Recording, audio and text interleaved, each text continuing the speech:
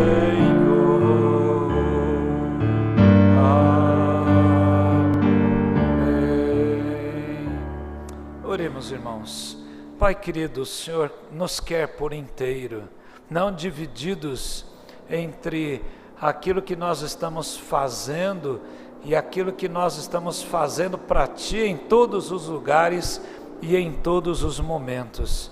Por isso, ó Deus, retira em nome de Jesus aquilo que nos impede, ó Pai, de termos um coração íntegro, reto e que caminha inteiramente com o Senhor. Livra-nos, Senhor, de estarmos divididos, ó Pai, de estarmos divididos em relação àquilo que talvez seja um ganho para as pessoas de uma forma geral, mas uma grande perda em relação à comunhão com o Senhor, a paz interior, a paz que Jesus Cristo, Teu Filho, veio nos dar.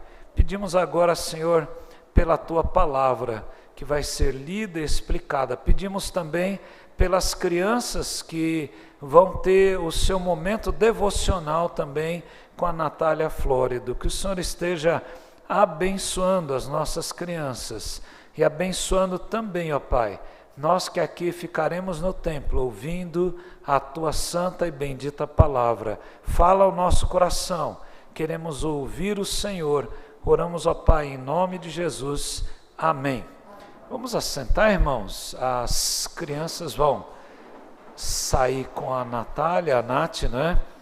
E vão estar trazendo a parte devocional também para com as nossas crianças.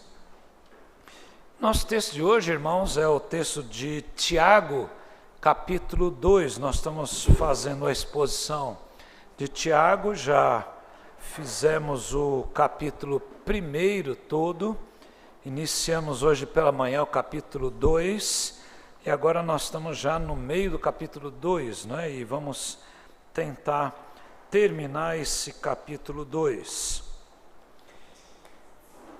Eu vou ler na nova versão de Almeida, né? Quem está nos ouvindo pelo YouTube, então vai estar tendo essa versão, e os irmãos que estão no templo também poderão ler conosco aqui esse texto da Palavra de Deus. Vamos ler juntos, irmãos? Hoje é dia de ceia, vamos, como corpo do Senhor, nós estarmos juntos nessa parte de leitura da palavra. Vamos lá? Meus irmãos, qual é o proveito se alguém disser que tem fé, mas não tiver obras? Será que essa fé pode salvá-lo? Se um irmão ou uma irmã estiverem com falta de roupa e necessitando do alimento diário, e um de vocês lhes disser, vão em paz, tratem de se aquecer e de se alimentar bem, mas não lhes dão o necessário para o corpo, qual é o proveito disso? Assim também a fé, se não tiver obras, por si só está morta. Mas alguém dirá, você tem fé e eu tenho obras. Mostre-me essa sua fé sem as obras, e eu com as obras lhe mostrarei a minha fé. Você crê em Deus, é um só, faz muito bem. Até os demônios creem e tremem. Seu tolo, você pode ter certeza de que a fé sem as obras é inútil? Por acaso não foi pelas obras que Abraão, o nosso pai, foi justificado quando ofereceu o seu filho Isaque sobre o altar? Você percebe que a fé operava juntamente com as suas obras e que foi pelas obras que a fé se consumou. E se cumpriu a Escritura que diz, Abraão creu em Deus e isso lhe foi atribuído para a justiça, e ele foi chamado amigo de Deus. Assim vocês percebem que uma pessoa é justificada pelas obras e não somente pela fé. De igual modo, será que não foi também pelas obras que a prostituta Raabe foi justificada quando acolheu os emissários e os fez partir por outro caminho, porque assim como o corpo sem espírito é morto, assim também a fé sem obras é morta. Que o Senhor nos abençoe. Amém. Nós temos, irmãos, aqui 2 textos muito importantes, e você vai olhar em Romanos 3, no verso aqui de número 28, quando Paulo diz: concluímos, pois que o ser humano é justificado pela fé, independentemente das obras da lei. E olha que Tiago vai dizer, ele vai falar que você não pode ter uma fé sem obras. Então, parece que há um ponto antagônico aqui entre o que Paulo está falando, entre Tiago. Nós vamos entender um pouquinho sobre isso nesta noite, como nós vamos ver uma fé que age através de obras. Tiago, que escreve esta carta, é irmão de Nosso Senhor e é pastor da igreja de Jerusalém, e ele fala aos judeus convertidos que estão dispersos, né? Foram dispersos pelos assírios, pelos babilônios, foram dispersos pelos romanos também, e perseguidos pelo templo de Jerusalém, pelo sinédrio de Jerusalém. O historiador judeu Flávio Joséfos, ele mostra como foi a morte de Tiago. Ele diz na sua história, ali congregando os juízes do sinédrio, trouxe diante deles um homem chamado Tiago, o irmão de Jesus, que era chamado o Cristo. E alguns outros, ele os acusou de terem transgredido a lei e condenou-os a serem apedrejados até a morte. Esse é um livro de história.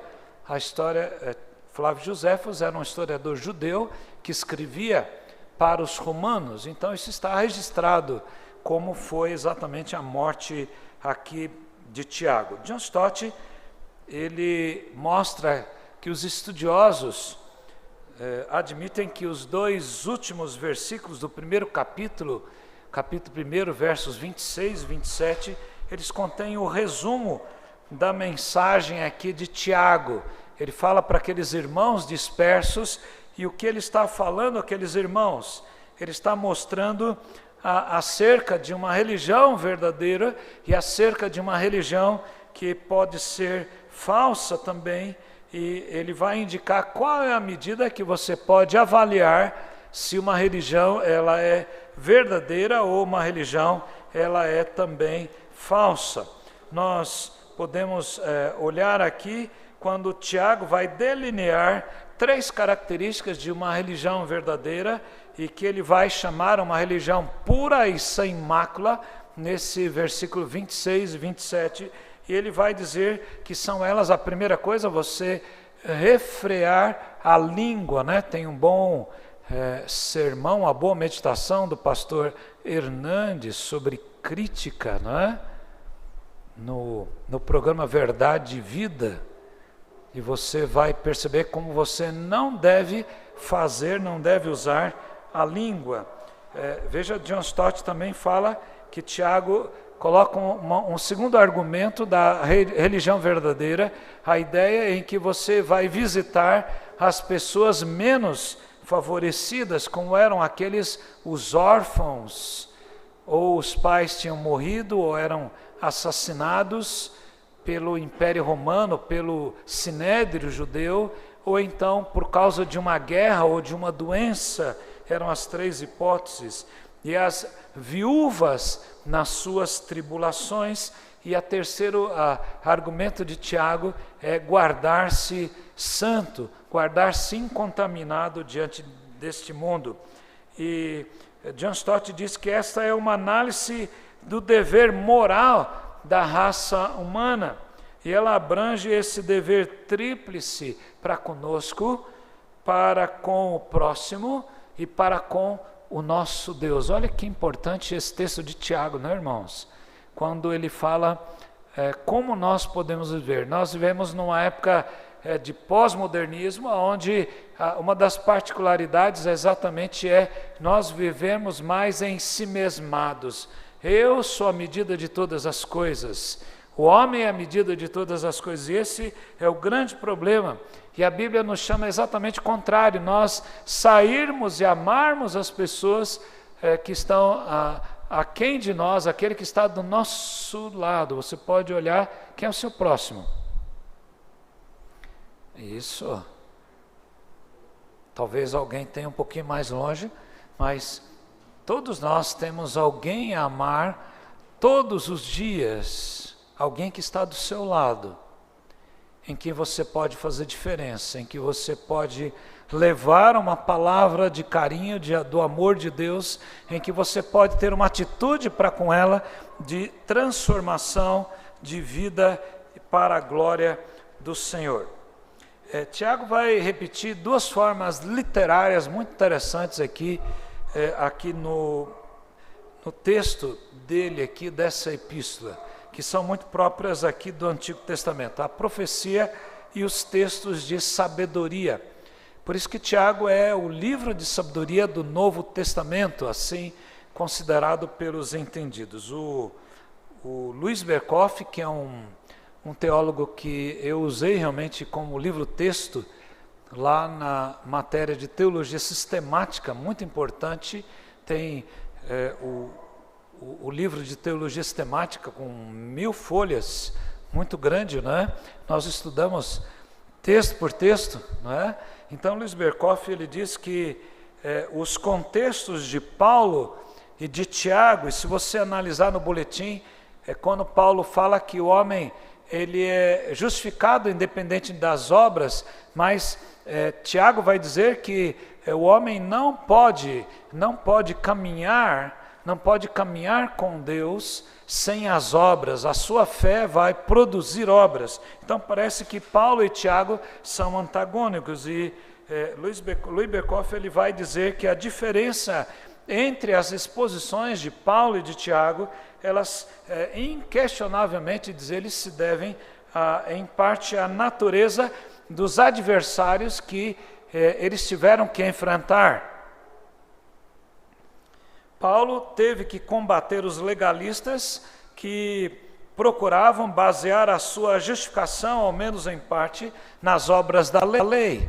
Então eu cumpro a lei, logo eu sou salvo. E Paulo diz, não, a lei é apenas instrumento que vai denunciar o seu pecado, e a lei ela vai mostrar aquilo que você está fazendo de errado, como o próprio Tiago diz no capítulo 1, a palavra é um espelho, e lá eu vou enxergar tal qual eu sou, o lado bom que eu estou cumprindo, mas o lado ruim ainda que eu estou pecando, que eu não estou fazendo. E veja que Tiago, diz Berkoff, por outro lado, ele mediu forças com os antinominianos, aqueles que eram contra a lei. Veja que no tempo de Paulo está falando às pessoas que eram legalistas, queriam cumprir a risca a lei, mas Tiago está falando àqueles que não queriam a lei.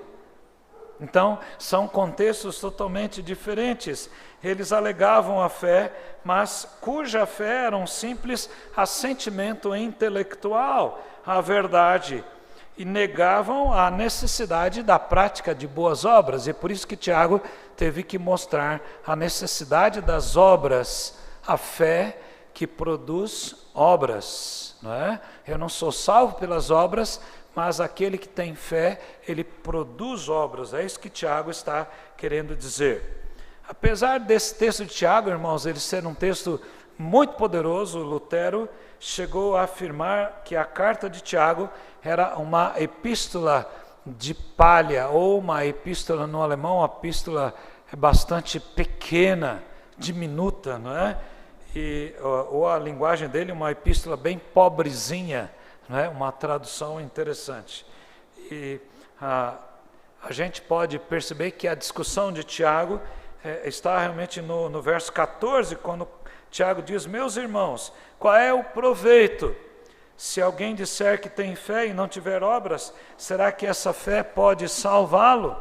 Porque assim como o corpo está sem espírito é morto, também a fé sem obras é morta. No verso 14 e no verso 26, ele vai concluir. Embora Lutero achasse que Tiago era a epístola de Palha, ele citava Tiago em todos os seus sermões quase, né? Mostrando que ele tinha uma verdadeira apreciação pela epístola.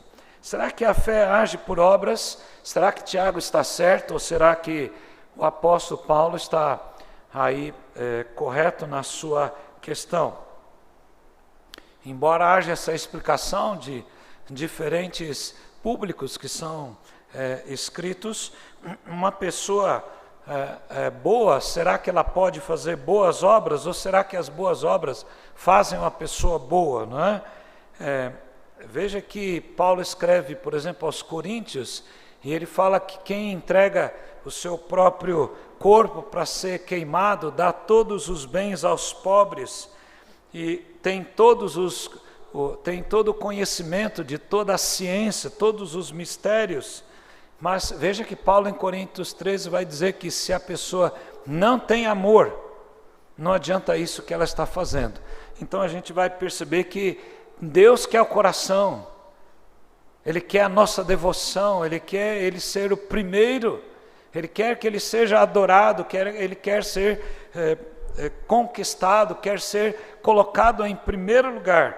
Veja que todas as pessoas indistintamente são pecadoras, e as Escrituras vão afirmar isso. Lá no Salmo 14, o verso 1 e o verso 3, o Salmo 14 nos diz o insensato no seu coração, não há Deus, corrompem-se e praticam abominação, já não há quem faça o bem. No verso 3 ele diz, todos se extraviaram, e juntamente, ou na versão atualizada diz, a uma, não é? Juntamente se corromperam, não há quem faça o bem, não há nenhum sequer. Veja que o Salmo 53 diz exatamente, diz o insensato, versos 1 e 3 também, diz o insensato no seu coração, não há Deus, corrompem-se e praticam iniquidade, já não há quem faça bem, todos se extraviaram e juntamente se corromperam, não há quem faça o bem, não há nenhum sequer. É exatamente isso. E veja que Eclesiastes 7:20 diz, não há homem justo sobre a terra e que não peque. A Bíblia já fala, irmãos, sobre isso, que nós não podemos entender que o mundo é bom, mas o mundo ele é mau, porque as pessoas trazem o mal da queda do homem em Adão. E é por isso que Paulo vai repetir o Salmo 14, o Salmo 53, aqui em Romanos 3:12, o texto de Romanos. E Paulo vai dizer, todos se extraviaram e a uma se fizeram inúteis, não há quem faça o bem, não há nenhum sequer. Então veja, é o argumento correto, exatamente esse. Veja que o Evangelho, ele vai apontar a solução de Deus para o plano redentor, mostrando que não há uma contradição entre fé e obras, mas ao contrário, aquela pessoa que crê no Senhor Jesus, que aceitou o Senhor Jesus como seu único e suficiente Salvador, aquela pessoa que entendeu que ela tem que crer no Senhor Jesus para tomar posse da vida eterna, como Jesus exatamente foi colocado e mostrou que quem nele crê, quem crê será salvo, quem não crê já está condenado. Então a ideia é esta, a pessoa que crê no Senhor Jesus, ela automaticamente vai fazer obras que vão glorificar a Deus, que vão produzir algo na vida das pessoas que estão à volta. Gundry tem uma expressão bastante interessante lá na sua introdução ao Novo Testamento, e ele faz uma distinção, mostrando como a manifestação da fé perante as pessoas e a fé perante Deus é algo bastante importante. Gandhi diz, olha, Tiago está escrevendo acerca da justificação pelas obras como uma evidência externa perante os homens. Então, Gandhi tem essa ideia, você não há só umas distinções de públicos, mas aqui, como Gandhi está colocando, há exatamente uma fé que vai mostrar que você crê no Senhor Jesus, para as pessoas que estão à sua volta. Não existe aquele crente agente secreto, né? 007. Ninguém sabe que você é crente. Não existe isso. Assim é aquela pessoa que crê no Senhor Jesus e que dá testemunho do Senhor Jesus aonde ela está. Então, Gandhi tem razão quando essa fé é uma evidência externa através das obras. E ele diz, então, daquela fé interna que nós temos no coração. E ele não contradizia Paulo, o qual escreveu sobre a justificação pela fé perante Deus. Então, Tiago está falando de uma fé que produz obras, está falando sobre, junto com as outras pessoas, mas Paulo está falando de uma fé que traz uma justificação perante Deus. Então, são duas questões também diferentes, duas ideias interessantes aqui, irmãos, para a gente pensar. No livro que trata 2 tomos de Erwell e Earbrook, eles trazem um texto interessante sobre a ideia dessa contradição. E ele diz, existe uma contradição aparente entre Tiago 2,24, que uma pessoa é justificada por obras e não somente pela fé, e Romanos 3,28, quando o homem é justificado pela fé independentemente das obras da lei. O Earbrook, ele diz assim, olha, a discórdia, ela vai acabar, no entanto, quando nós examinamos os 2 textos no seu contexto, diante do Senhor, e olhando a quem os 2 contextos estão escrevendo, e diz, quando se examina cada passagem em seu próprio contexto. Em Romanos, Paulo trata do erro segundo o qual a salvação é conquistada pelo mérito humano. Não, diz Paulo, a salvação é um ato livre da graça de Deus, que recebemos pela fé e não pelos atos de merecimento ou pelas obras que nós fazemos, como as pessoas católicas espíritas que acham que serão aceitas por Deus por causa do seu mérito. Então eu faço obras e Deus então vai aceitar as obras. Se você perguntar a um católico, você crê no Senhor Jesus? Ele vai dizer, se eu merecer, porque ele não tem certeza. Mas nós podemos ter certeza, porque Jesus é a nossa certeza, nós cremos no Senhor Jesus, e é por isso que o Earbrook ele vai exatamente dizer, não, diz Paulo, a salvação é um ato livre da graça de Deus, que nós recebemos pela fé e não pelo merecimento, não é por aquilo que eu não mereço ser salvo, mas eu sou salvo porque Deus assim tocou o meu coração. Efésios 2, 8, 9, pela graça sois salvos por meio da fé. Isso não vem de vós, é dom de Deus, não vem das obras, para ninguém se glorie, para que ninguém se glorie. Então eu não sou salvo por aquilo que eu faço em termos de salvação, mas eu sou salvo porque Deus quis assim me salvar. Mas no dia a dia, irmãos, a minha fé tem que produzir obras. Se eu creio no Senhor Jesus, a minha vida tem que ser instrumento.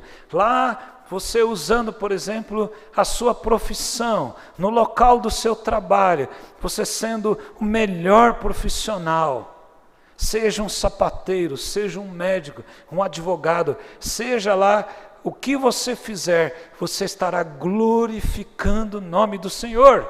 Você pode, lá na sua casa, cuidando da sua família, quem cuida da casa lava a roupa, faz a comida, aquelas pessoas que estão ajudando também a casa, limpando a casa. Ai de nós, irmãos, se nós não tivéssemos aqui a Bia que está deixando a igreja limpa para nós todas as semanas. Então é importante nós vermos como Deus vai usar as pessoas e nós entendermos isso, irmãos, como Deus vai usar a sua vida, uma fé que produz obras.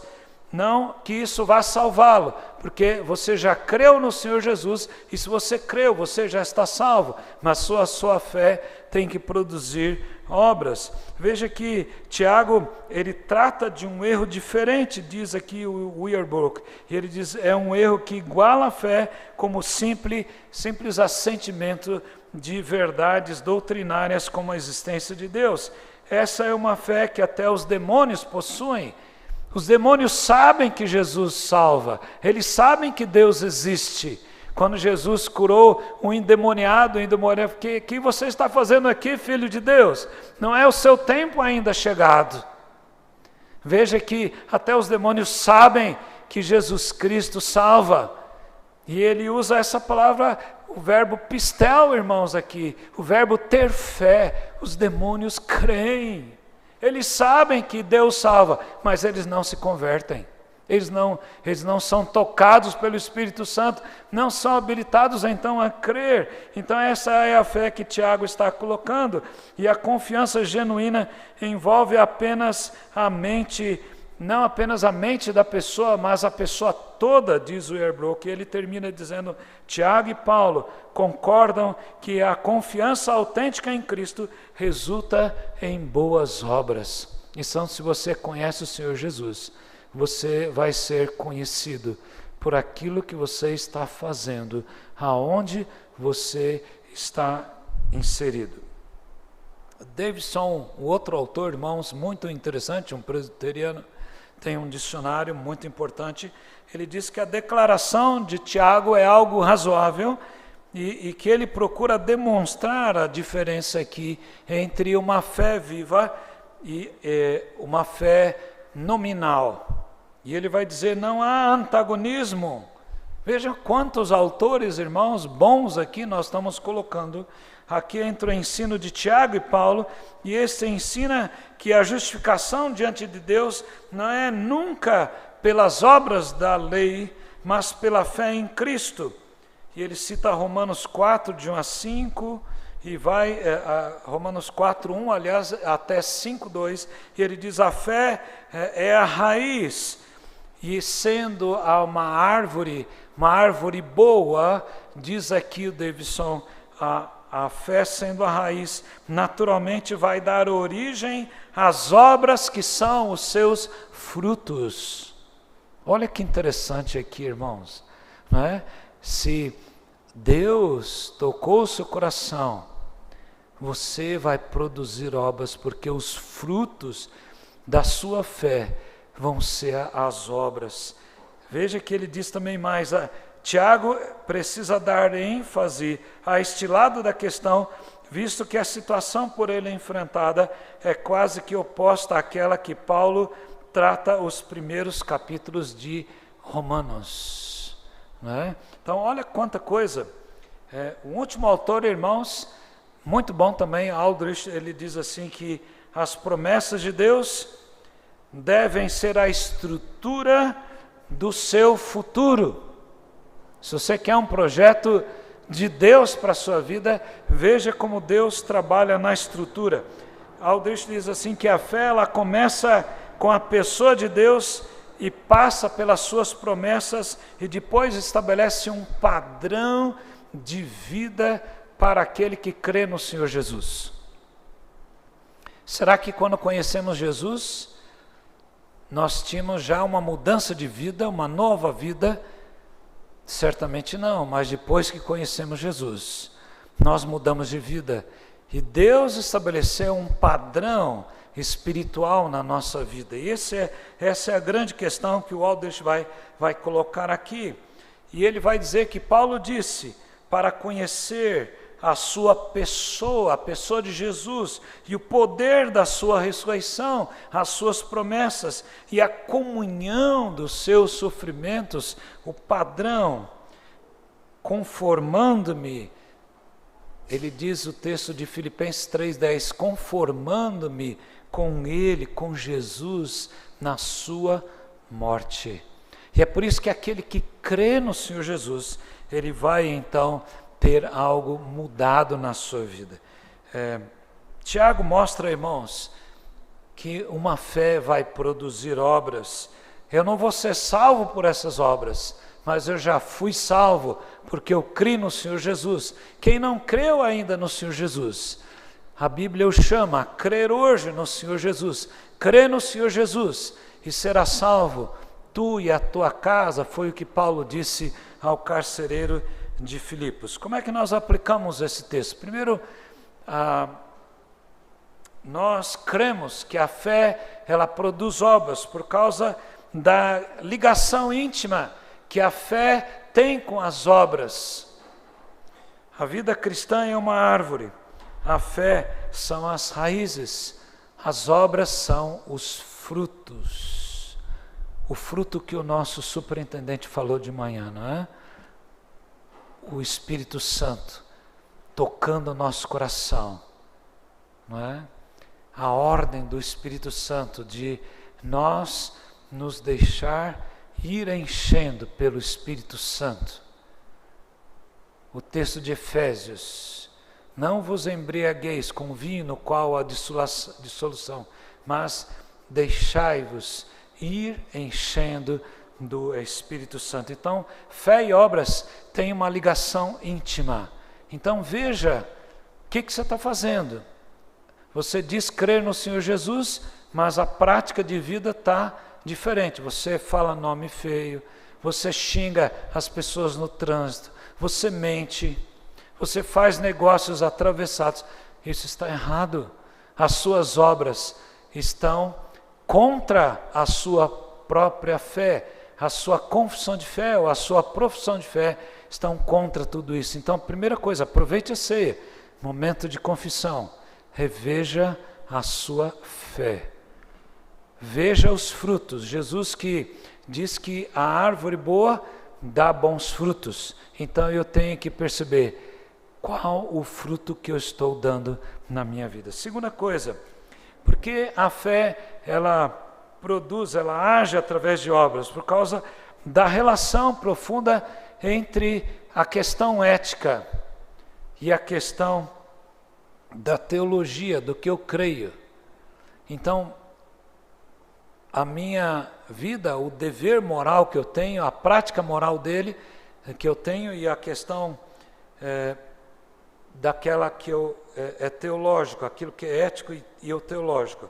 É natural que aquele que foi transformado por Cristo, através de uma fé doada, Efésios 2, 8 e 9, ele produza obras. Então, isso é natural. Puxa, aquela pessoa, ela ora bastante, aquela pessoa, ela fala de Jesus para as pessoas, aquela pessoa, ela dá testemunho lá no seu Instagram, lá no seu Facebook, ela vai produzir aquilo que está no coração dela. Não é? A boca fala do que o coração está cheio. Jesus disse isso. Então, reveja isso, não é? E terceiro lugar, irmãos, não só a ligação íntima entre fé e obras, entre a ética e a teologia, e também por causa da mensagem entre profecia e sabedoria, né? Qual a sabedoria que eu tenho usado? Qual é a promessa da profecia que eu tenho visto na minha vida? A relação entre sabedoria de Deus e as suas profecias mostram a mensagem. A mensagem é o projeto redentor. Deus tem um projeto redentor para a sua vida. Deus tem um projeto para salvar, para resgatar, para ter uma vida de amor ao próximo, de amor a Deus sobre todas as coisas. Tiago tem razão, irmãos. A fé, ela age por obras. Assim como o Espírito, assim o corpo sem o Espírito, ele está morto. Assim a fé, sem as obras, ela está morta. Tiago tem razão, irmãos. Tiago tem razão por tudo aquilo que nós expusemos, por tudo aquilo que a palavra especialmente fala. Ela vai mostrar que há uma relação profunda, e o que Deus me chama é crer que se eu não posso por mim fazer algo que produza a redenção, eu sei quem pode, o Senhor Jesus. e é Ele que eu vou confiar. E a Bíblia vai mostrar que eu tenho que crer. Existe um só caminho, uma só maneira de eu estar indo a Jesus e estar dando uma resposta para que a minha fé produza obras numa geração cética, numa geração individualista, numa geração que é pluralista, que tem todos os ismos que você possa imaginar. A resposta a essa geração é uma fé que produza obras, não obras simplesmente que venham mostrar um cumprimento da lei para que atinja a fé, mas umas obras para aquele que já crê no Senhor Jesus e produza algo que leve as pessoas à redenção, como Abraão, que foi até o último momento da sua vida, levar o seu único filho, o filho da promessa, levou ao altar. Quando ele ia sacrificar aquele filho, Deus disse: Abraão, não faças isso. E Deus providenciou o cordeiro. Lá estava o cordeiro. E Abraão é aquele homem que ele creu no Senhor, e isso lhe foi imputado por justiça. E quando nós cremos no Senhor, irmãos, Deus também faz isso. Deus nos coloca, Jesus Cristo, o seu sangue e a sua obra são colocadas na nossa vida. Nós precisamos crer, muitas vezes sem ver nada, não estamos vendo nada, mas vamos crer, independentemente daquilo que nós estamos vendo, por causa daquele que fez uma obra, o Senhor Jesus Cristo. É nele que nós precisamos confiar, é no seu sangue que nós somos lavados e redimidos. Que Ele nos abençoe, irmãos. Amém. Vamos cantar, irmãos, um hino nos preparando para a celebração da Santa Ceia do Senhor. Disposta à mesa, não é?